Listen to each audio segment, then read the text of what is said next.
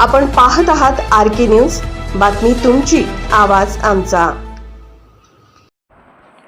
दिनांक 1/10/2025 रोजी कुरुंदवाड येथे झालेल्या तालुकास्तरीय शासकीय खो खो स्पर्धेमध्ये 14 वर्षाखालील मुली या गटामध्ये हेरवाड हायस्कूल हेरवाड या संघाने विजेतेपद प्राप्त केले आहे। या संघाची निवड जिल्हास्तरीय स्पर्धेसाठी झालेली आहे। हेरवाड परिसरामध्ये संघाचे सर्वत्र कौतुक होत आहे।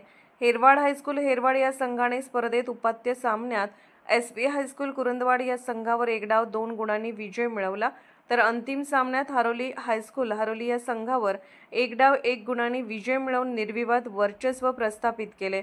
संघातील खेळाडू कुमारी प्रणिता कांबळे व कुमारी श्रेया हेगणावर, कुमारी श्रुतिका फक्के, कुमारी आफरीन जमादार, कुमारी प्रगती कोरुचे, कुमारी माहीन कंकणवाडे, कुमारी वर्षाराणी पडलकर, कुमारी प्रणाली किल्लेदार, कुमारी संज्योती मस्के या खेळाडूंनी उत्कृष्ट खेळाचे प्रदर्शन केले।